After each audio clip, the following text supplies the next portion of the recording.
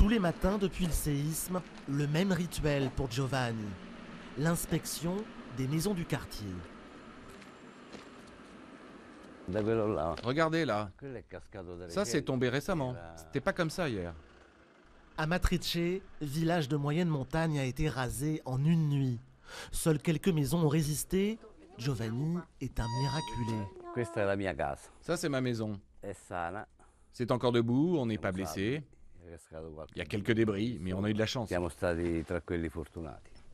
Depuis une semaine, Giovanni et sa femme font du camping dans leur jardin. Hors de question de dormir sous le toit depuis la nuit du drame. Dans le village, c'était le chaos. Des nuages de poussière noire partout. Et je pensais, est-ce que je rêve ou est-ce que je suis dans un film? Tout le monde ici a vécu avec ses grands-parents qui répétaient sans cesse la phrase de Sant'Emidio. Je te ferai trembler mais tu ne mourras pas. Jusqu'ici, on vivait tranquillement avec cette légende. Sant'Emidio, c'est le saint patron local, le protecteur depuis toujours contre les séismes. Mais Sant'Emidio s'est trompé. 290 morts cette année. Pour autant, Giovanni n'imagine pas vivre ailleurs. Mes grands-parents, mes parents, mes racines, elles sont ici. Si tu pars, tu vas où? Habiter coûte que coûte, là où la terre tremble. Autour d'Amatrice, des dizaines de hameaux à terre. Les rescapés sont hébergés dans ce camp à flanc de montagne. Mais Eugenio, 90 ans, voit son avenir au même endroit. Moi, j'ai pas eu peur du séisme. J'ai pas peur. Non, pas du tout, c'est ma famille, ma fille, qui est venue me chercher pour que je m'en aille. Et moi, j'ai pas peur du tremblement de terre. Ici, dans les Apennins, les racines et les habitudes sont plus fortes que la culture du risque. Dans la famille de Luca, on est agriculteur depuis 3 générations. On a été obligé de mettre les animaux à l'extérieur. L'étable s'est écroulée.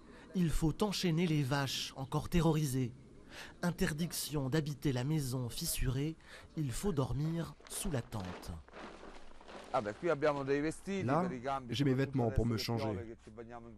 Surtout qu'il pleut en ce moment. Et puis on a de l'eau, de la nourriture. Enfin bref, c'est notre maison maintenant. Si nous, les agriculteurs, on s'en va, on ne retrouvera pas d'activité. Surtout ici, en zone rurale. On est les derniers gardiens de la montagne. Après nous, il ne restera plus d'humanité, plus de civilisation.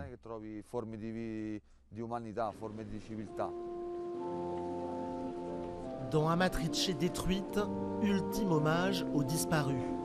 Le pays pleure ses enfants sous les yeux de Matteo Renzi, un Premier ministre tout en compassion qui promet une reconstruction aux normes de sécurité. Personne parmi les familles écrasées de douleur n'envisage de partir. Les autorités l'assurent également, le village, épicentre du séisme, renaîtra au même endroit malgré les risques et en mémoire des 290 martyrs d'Amatrice.